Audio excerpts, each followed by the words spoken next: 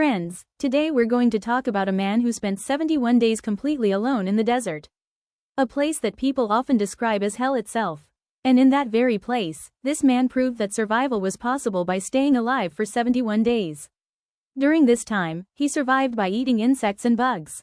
His body deteriorated so badly that it looked like nothing but bones were left. This incident is even more terrifying than the stories we've covered before. Because in the ocean, you may face cold waves, extreme heat, and sometimes even find fish, some way to survive. But in this hellish desert, there was absolutely no chance of survival. And yet, this brave man defeated death itself and proved that he could stay alive. So friends, let's find out how this man fought the toughest battle of his life for 71 days in a hell-like desert. This story begins with a man who stood alone between life and death and survived 71 days in a merciless desert, all by himself. This is not fiction. This is not imagination. This is a 100% true story. His name is Ricky Megee. Ricky was an ordinary man, living a normal life.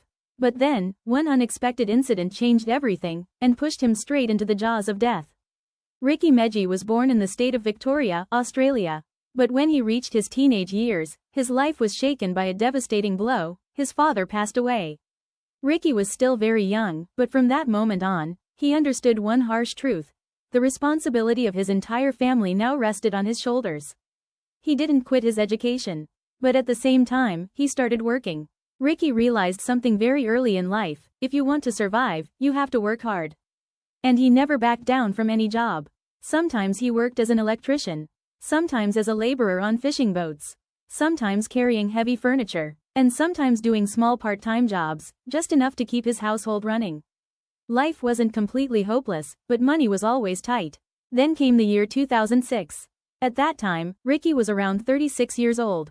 That year, he received a small government contract, a job that would unknowingly change his life forever. The task was to deliver important documents from Queensland to Port Hedland in Western Australia. To Port Hedland, in Western Australia. The job was simple on paper: deliver a few important documents and government supplies. But the route was anything but simple. This was no ordinary journey. It required traveling nearly 3,000 kilometers through one of the most remote and dangerous regions in Australia, a land so empty, so hostile, it could only be called a desert. Ricky could have flown, but he didn't have the money for airfare. So he made a decision that would change his life forever. He chose to travel in his old car. He filled up extra fuel, packed some food, stored bottles of water, and then, he set out on an incredibly long, exhausting, and life-threatening journey. The road was the Daunting Highway. A highway surrounded by endless emptiness, scorching land, and absolute silence. No mobile signal, no nearby towns, and if your car broke down out there, help was almost impossible. Ricky drove on slowly, listening to the radio in his old car. Enduring the brutal afternoon heat, and the freezing cold of the nights. Hour after hour, mile after mile. Then, while passing through a region where no human could be found for hundreds of kilometers, Ricky saw something ahead. A car, broken down on the side of the road. 3 men were standing beside it. They waved their hands, asking for help. Ricky stopped. He showed humanity, and let them into his car. A short distance later, they said they were thirsty. One of the men handed Ricky a bottle, a drink. Normally, Ricky always opened his own bottles. But that day, for reasons he would never understand, he let one of the men open it for him. And without a second thought, he drank it. That single moment changed his life forever. The drink was laced with a powerful drug. Within minutes, Ricky felt dizzy. His head grew heavy, darkness filled his vision, and then, everything went black. And then, everything went black. When Ricky finally regained consciousness, it was already too late. He was lying in the middle of a vast, silent, lifeless desert. Alone. No car, no shoes, no phone, no bag, no food, no water, nothing. Those 3 men had robbed him, drugged him, and left him in the desert to die. As Ricky slowly came to his senses and looked around, one terrifying truth became clear. There was no one coming. No help, no rescue. This fight, he would have to fight alone.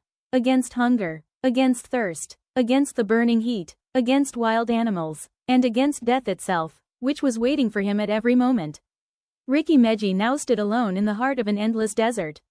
No people, no sound, no hope, only silence, scorching wind, and burning ground beneath his feet. ground that seemed determined to burn him alive with every single step.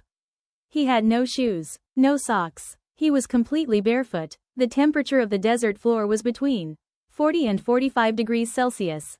The sand was so hot it felt like walking on burning coals. But Ricky knew one thing. If he wanted to live, he had to keep moving. Every step was a battle against death.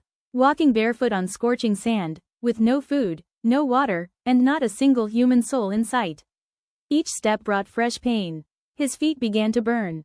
Blisters formed. His skin peeled away with every movement. But he did not stop. As the day went on, the sun felt like fire raining down from the sky. His body burned. His eyes glazed over. His lips dried, cracked, and split open. The thirst was so intense he couldn't even speak. For hours, he kept walking without stopping. His body began to shut down. But his mind, his will to survive, was still fighting. And then, his brain betrayed him. In the distance, he saw what looked like a lake. Water. A pond. With his last remaining strength, Ricky stumbled toward it, ran toward it. But when he reached it, there was nothing, just sand. A cruel illusion. His hands scooped up sand, not water. His body was breaking down. But somewhere deep inside him, a small part still refused to die. After hours of stumbling and wandering, Ricky finally saw something. A small pit in the ground. Inside it was thick, dirty, sticky water. Probably a spot where animals came to drink. Without thinking, he drank it. It was filthy, foul-smelling, completely unsafe. He knew it wasn't drinkable. But he also knew one thing. If he didn't drink it now, his body would give up in a few hours. He would die. The water gave him a little relief. But the sun was already sinking. Evening was coming. And with night approaching, the desert was about to become even more dangerous. As night fell, cold desert winds began to blow. The burning heat of the day slowly turned into piercing nighttime cold. And now, Ricky faced his biggest problem yet. Where would he sleep? Sleeping on the open ground meant only one thing: sleeping with insects, scorpions, and snakes. But by sheer luck, he spotted something in the distance. A cave-like structure. Gathering every ounce of courage he had left, Ricky made his way toward it. He looked inside. It was dark, terrifyingly dark, but at least, there was a roof over his head. He sat down right there. His body was completely exhausted. But his mind still clung to one thing: the hope of staying alive. That night, he didn't sleep. He stayed awake, because inside the cave, insects crawled all around him. Something bit his foot, something bit his hand, but Ricky knew, this pain was still better than death. And if this was the only food available, he would eat it. That night, for the first time in his life, Ricky understood a brutal truth. A human doesn't die from hunger, he dies when his will breaks. From that moment on, Ricky ate anything he could find to survive. Insects, flies, sometimes leaves, and sometimes he even licked his own sweat just to keep moisture in his body. That night, that dark, terrifying, freezing night, was the longest night of his life. But he survived, because the battle was far from over. Once again, Ricky walked barefoot across the fire-spitting desert sand. Now, he was drifting between consciousness and collapse. His skin was burned. His lips were completely dry. And his body had turned into nothing but a skeleton. He kept walking, without knowing where he was going. Every step felt like he was walking straight toward death. And then, a miracle happened. A single drop fell onto Ricky's closing eyes. Cold, soft, like the touch of an angel. It was as if the sky itself had begun to cry to give Ricky a chance to live. Ricky slowly looked up. Dark clouds roared overhead. Lightning ripped through the sky. And then, the rain began. First, a few drops. And in the blink of an eye, a heavy downpour. In a desert where every living thing dies, nature itself began pouring life. Ricky didn't waste a single second. He fell to his knees and started digging the sand with both hands. He knew, this moment might be his last chance. He dug 3-4 deep pits. Each one, a cup of life. Rainwater filled the pits. Again and again, Ricky scooped the water out and drank.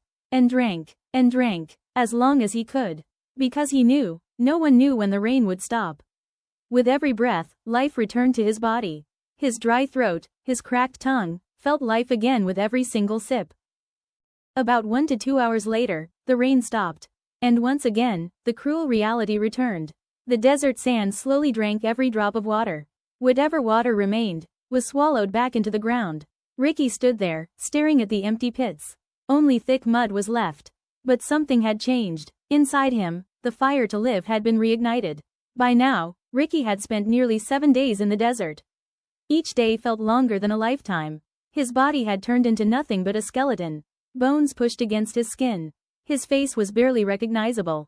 Sometimes he caught and ate moving lizards. Sometimes he drank his own urine. And sometimes, he survived only on insects and bugs. Scorching heat during the day. Fear of wild animals at night. And the shadow of death following him every second. Still, he kept fighting. Every time he collapsed, a voice inside him whispered, "Not yet, I'm still alive." And then, came that historic, unforgettable day. April 5, 2006. That day, Ricky lay completely unconscious near a rough sand dune in the desert. His clothes were torn. His body was darkened by the sun. His eyes were closed. At that exact moment, 2 men from the nearby Barindudu station were passing by. Their names were Greg Hurd and Mark Clifford. From a distance, they noticed something strange. At first, they thought it was an animal. But as they got closer, they realized the truth. It looked like a human skeleton. But it was moving. Both men were terrified, but their humanity stopped them from turning away. They immediately called for help by helicopter. Ricky Megee was rushed to the Royal Darwin Hospital. He remained unconscious for 6 long days. When doctors examined him, they said, "This is not a man, this is a miracle." Medical tests revealed something unbelievable. Ricky's weight had dropped from 106 kilograms to just 48 kilograms. Nearly half of his body was gone. Ricky Megee became a name remembered forever. A man who fought death for 71 days, and on the 72nd day, on April 5, 2006, chose life once again. Because when a human being truly decides to live, even the sky sends rain, even the sand gives up water, and even death is forced to surrender. Thank you, friends, for watching this video till the very end. From the bottom of our hearts, thank you. Now think for a moment. If you were in his place, do you think you could survive for that long? The comment section is open. We read every single response. And yes, friends, don't forget to subscribe to the channel. Because every subscription for us is like welcoming a new member into our family. So until we meet again with another spine-chilling true story. Goodbye, and thank you from the heart.